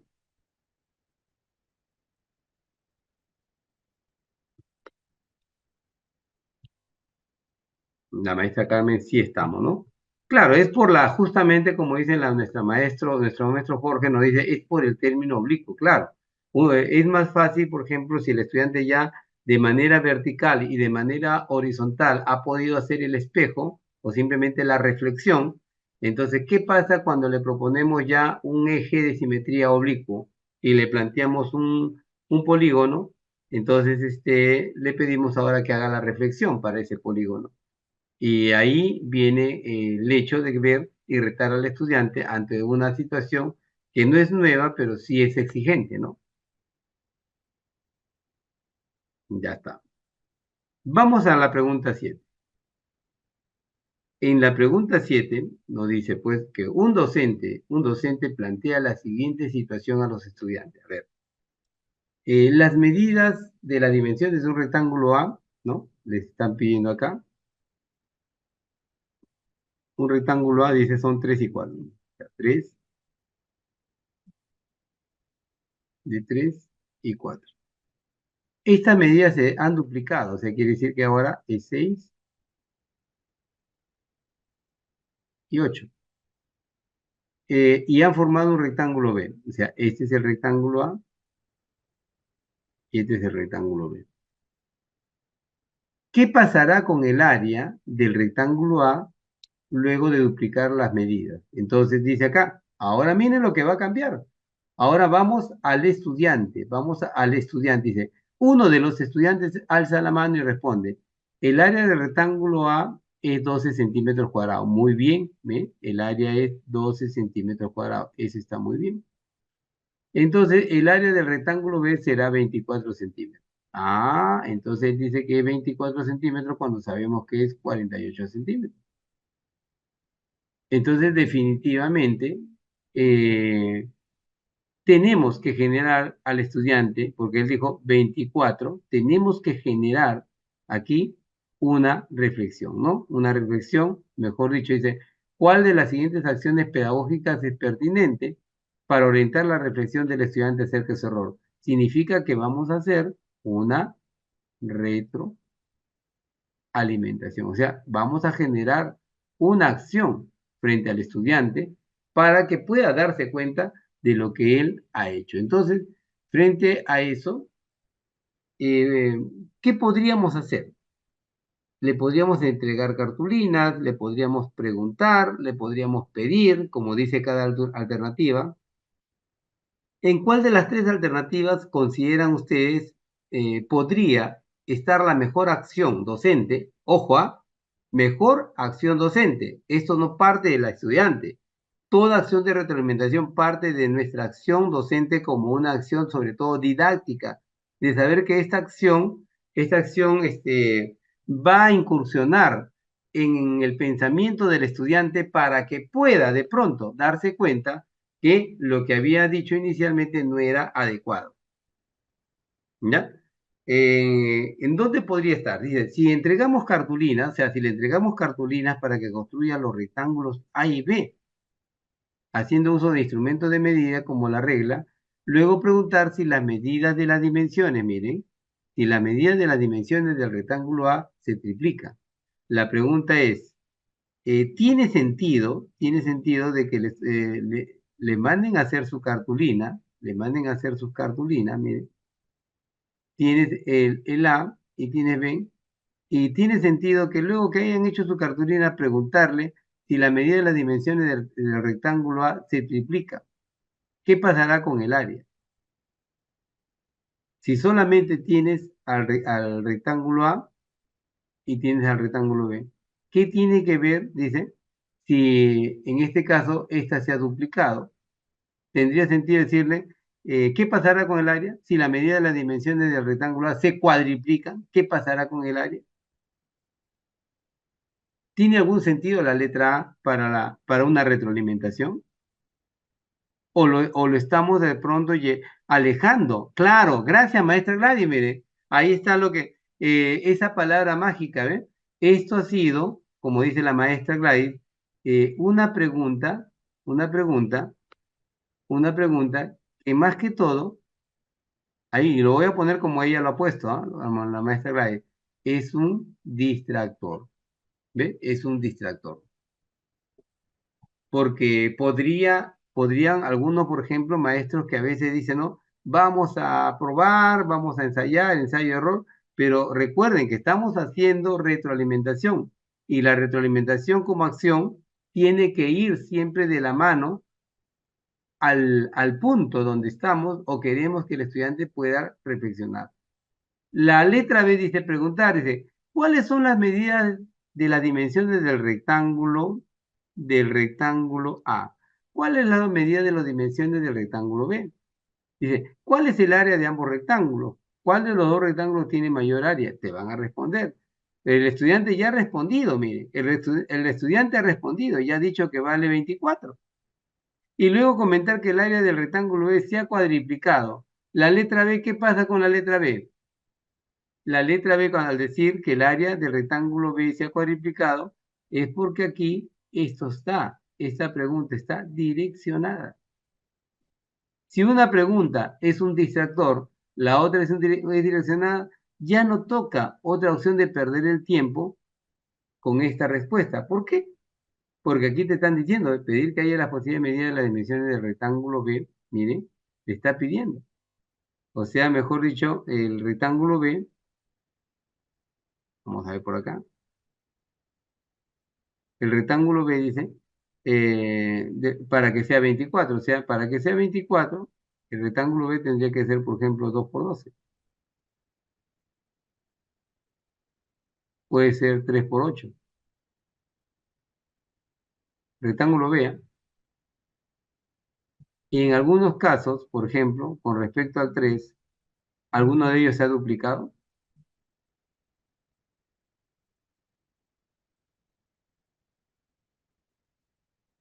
¿No? Y que te dé 24, no hay. Entonces, por esa razón, la letra C sería la mejor alternativa, la mejor respuesta que podríamos nosotros ofrecer. Bien, vamos entonces a avanzar, ¿ah? ¿Qué tal? ¿Cómo la están pasando? A ver, coméntenme, ¿cómo la están pasando? ¿Se están aburriendo un poquito quizás? No sé, el profesor Edwin está hablando mucho, los está complicando. Quiero siempre un feedback para poder ir analizando, de repente muy, muy rápido estoy avanzando. Sería bueno siempre saber cómo van percibiendo desde sus espacios y de pronto por ahí hacer alguna situación más cómoda para ustedes también. ¿Vamos bien por ahí? Nuestra maestra Edith nos ha respondido. ¿Y dónde están los demás maestros? Yo creo que se han dormido, están viendo su novela turca por ahí. Ah, cuidado, ¿ah? Recuerden que estamos ya preparándonos, nada de novela, No hay distracción. Si alguno tiene su partido fulbito, hoy día, por favor, suspende sus partidos. Ya, claro, ahí está. Bien, bien el maestro Eri, también el maestro David, ¿no? Vamos bien, nos dice nuestra maestra Carmen. Bien, vamos bien. Entonces ya vamos acercándonos justamente a... Ah, muy buena pregunta, nos dice el maestro Jorge, ¿por qué se llama distractor? Y le voy a responder a todos. Es un distractor porque de pronto, muchas veces se piensa y se considera que a veces el material concreto es un buen elemento para reflexionar. Sí, sí, por eso se llama distractor, porque muchos maestros dicen, ah, pero es un material concreto, esta es la respuesta. Y se van de frente a marcar, maestro Jorge, se van de frente a marcar sin mirar la otra situación, por eso se llama distractor, ¿no? Porque permite que nos distraiga y creamos que esa es la respuesta porque es un material concreto. No todos los materiales concretos van a tener esa función, porque miren, apareció el material concreto, pero sin embargo, miren las preguntas que hicieron. La cartulina del A y del B, comenzaron a meter, ¿y qué pasa si se triplica? ¿Qué pasa si se cuadriplica? Entonces, por ese lado, pierde el sentido de la verdadera reflexión, porque de pronto se debió quedar en las cartulinas, miren, se debió quedar en las cartulinas y tomar una reglita y comenzar a decir cuánto mide ahora si se ha duplicado el lado, cuánto mide la altura. Y desde ahí se hacía la reflexión con el estudiante. ¿Dónde está la distracción? En haber metido preguntas de triplicar y cuadriplicar. Eso fue. ¿De acuerdo, maestro Jorge? Y por ahí no nos vayan a sorprender, no nos vayan a sorprender con preguntas de esta naturaleza. Vamos a ver aquí. Seguimos con la pregunta, miren. Seguimos con la pregunta. Estamos en el mismo caso. Acá dice, de pronto dice, una situación de medida, dice, ¿no? Uno de los estudiantes pensó, dice, que si se le sumara una cantidad de centímetros a una de las dimensiones de la caja, nos hablan de una cajita, ¿no? Tenemos una cajita, vamos a ver, tenemos una caja por acá, vamos a poner una caja, eh, y le restara la misma cantidad a otra dimensión, el volumen de la caja se mantendrá constante. Eso quiere decir, si tenemos una caja donde tenemos, vamos a poner pues mm, vamos a ver, luego llamó al docente, dice, y le compartió su forma de pensar. Dice, profesor, si yo aumento 2 centímetros a la altura de la caja que mida 14 en vez de 12, o sea, la altura, vamos a suponer que mide 12 acá, y él dice que su caja ahora vale 14, ¿ya? Vamos a ver. Y le disminuye 2 al ancho de la caja para que mida 6 en vez de 8, o sea, quiere decir que esto medía 8. Ahí, vamos a ver qué me fue. Esto medía 8, ahora mide 6. El valor de volumen no cambia, porque lo que se aumentó en una dimensión se quitó en la otra. Vamos a ver. Vamos a poner aquí una letra X y aquí una letra X. El volumen aquí sería pues 12 por 8 y por X, ¿no es cierto? Que nos daría 96X. El volumen aquí sería 6 por 14 por X, ¿no? Entonces el volumen nos daría 84X. Y definitivamente sí hay una variedad. Ahí hay una varianza, ¿ves? Tomando en cuenta el ejemplo del estudiante. Y el estudiante dice, el volumen no ha cambiado.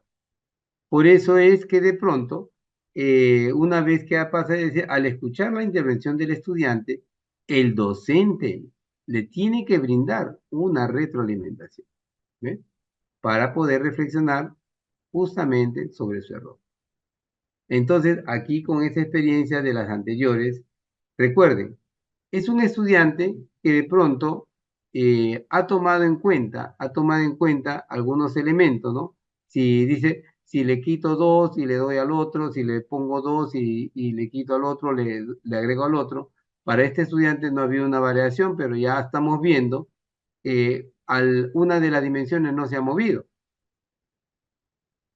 una de las dimensiones no se ha movido. Entonces, de pronto, estamos viendo del error que ha cometido.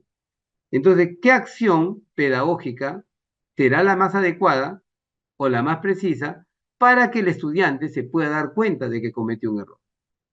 ¿En dónde podríamos nosotros considerar ese aspecto? Vamos a analizar pregunta a pregunta, ¿no es cierto? Ya, vamos a ver. En la letra A dice pedirle que diga qué es el volumen y que calcule el volumen de la caja multiplicando las tres dimensiones. Solicitarle que suponga que la diferencia entre el ancho y la altura de una caja para el epípedo de 2 centímetros. Luego preguntarle qué sucede con el volumen de la caja si, por ejemplo, el ancho fuera 10 y se le agrega 2 centímetros, y si la altura fuera 12 y se le quita 2 centímetros. ¿Creen que es un elemento, así como dijo por ahí la maestra Gladys, es un elemento distractor la letra A, o creen que estamos por el camino correcto para reflexionar? Ya, vamos pensando ahí. En la letra B, sobre todo, vamos a ver, pedirle que mencione las medidas de las tres dimensiones de la caja, altura, ancho y profundidad, y las medidas luego de agregar y quitar esa cantidad de centímetros a dos de las dimensiones. Es lo que hemos hecho, miren, es lo que hemos hecho en la letra B, es lo que hemos hecho. Este es para la letra B prácticamente. Luego decirle amablemente, ojo, mire, ¿ustedes creen que al decirle amablemente le vamos a decir que está en un error? El decir esto a un estudiante, por naturaleza, ya es un error docente. Porque al estudiante no le podemos decir te has equivocado. Al estudiante no le podemos decir estás en un error, esto está mal. No es así. Al estudiante se le dice vamos a reflexionar, vamos a verificar, a ver qué ha pasado, en qué podríamos variar algunos datos, qué es lo que podríamos de repente analizar para darnos cuenta por qué no coincide tal vez esta respuesta. Pero el decirle al estudiante que está amablemente que está en un error, ya es una pregunta, o es una alternativa que tiene que desaparecer. Imagínense, ¿ve? Solamente por ese hecho, ¿ya? Y encima te decimos que está un error porque el volumen sí cambia, entonces no hay reflexión, porque el estudiante dice, entonces el volumen era distinto. Y encima te dice, ¿qué pasaría con el volumen de la caja si la cantidad que se agrega y quita fuera 5? ¿Ya? Generas también un conflicto más. Entonces nos quedaría la letra A y la letra C. Entonces, entre la A y la C, yo les hago la pregunta. ¿Dónde consideran que dónde encaja mejor la acción didáctica? ¿En A o en C?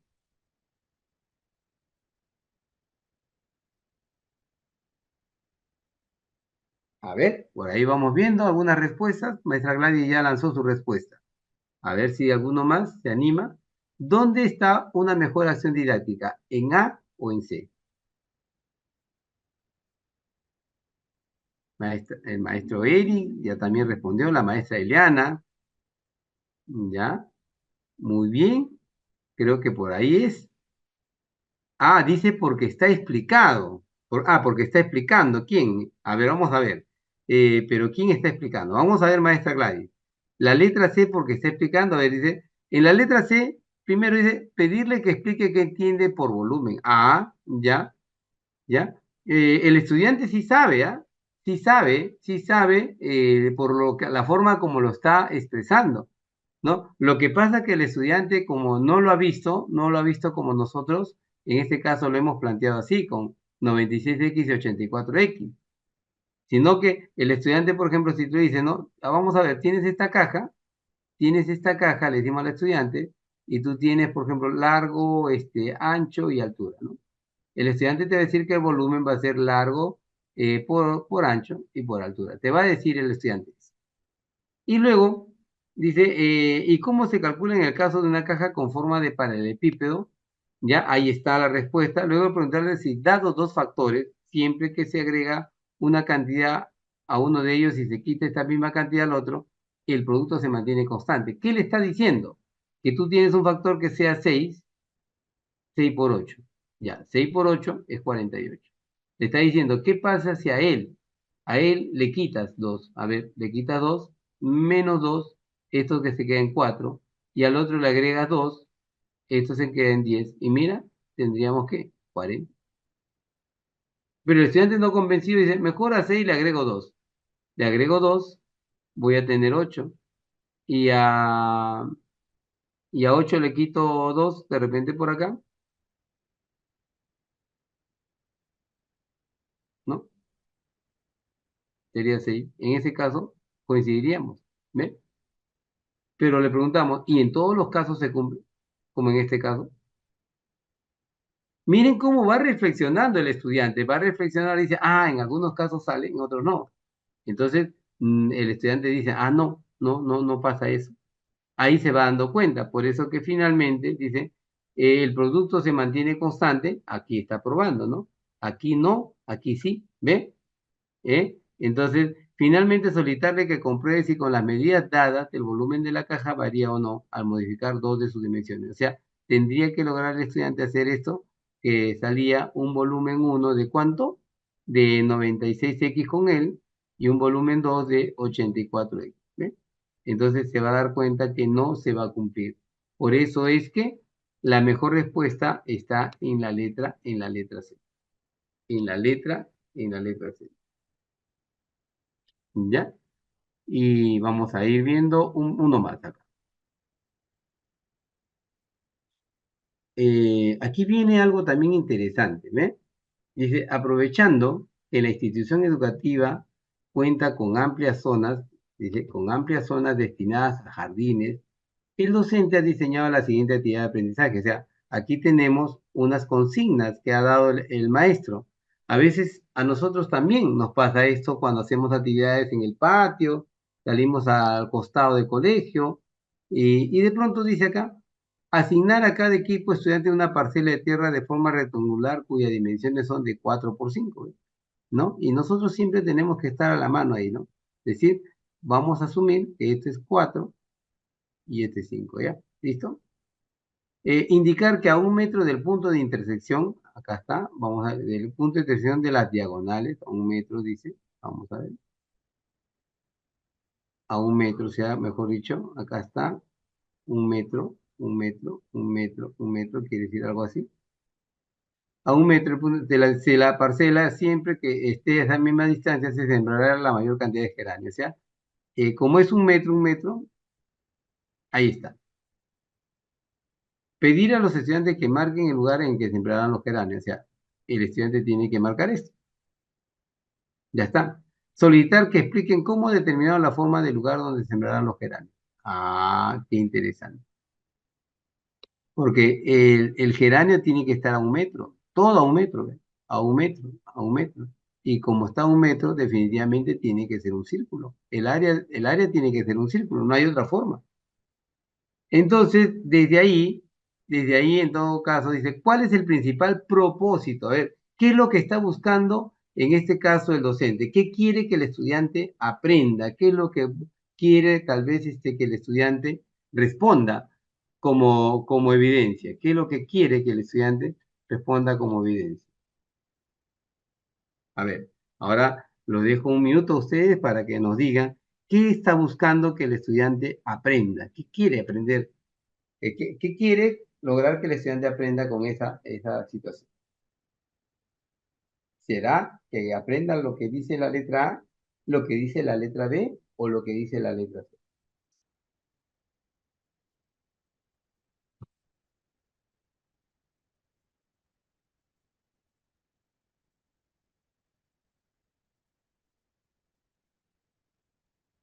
¿Creen ustedes que podría ser la letra A, que expresen la ecuación de la circunferencia a partir de un contexto cotidiano?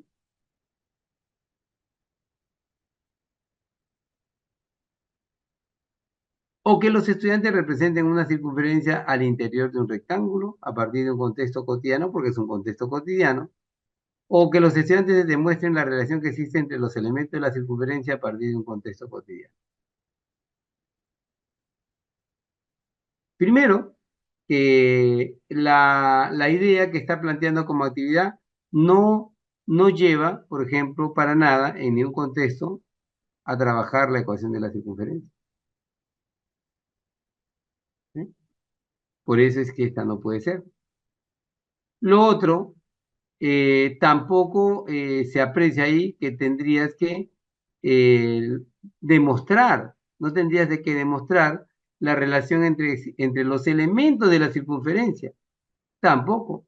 Pero sin embargo, esta, ¿por qué sí? Porque a partir de lo que yo hice, ¿se acuerdan?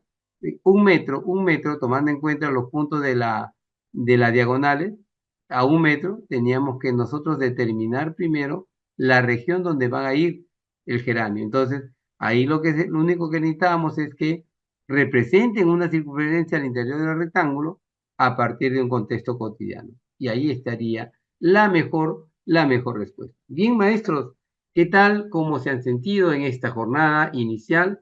No sé, quisiera saber finalmente eh, cómo están desde sus espacios, se ha entendido la clase, se ha entendido las propuestas, se ha entendido estos ensayos que estamos haciendo ya de estas preguntas de exámenes. ¿Ya? Para que el día jueves que vamos a continuar, podamos continuar con las que faltan, porque hay un grupo que están planteadas en el PPT y vamos a ir continuando, así con esta misma metodología, la metodología de poder ir interactuando con ustedes, tal vez justificando en algún momento. Va a haber preguntas en las que los voy a dejar sueltos a ustedes para que desde casa puedan ir desarrollando, planteando sus propuestas, pero la idea está en, este es el camino, ¿no? El camino en el cual vamos a ir permanentemente respaldando más que todo su preparación, ¿de acuerdo? Bien, maestros, entonces no escucho, no, perdón, nada más que escucho, no leo alguna otra situación.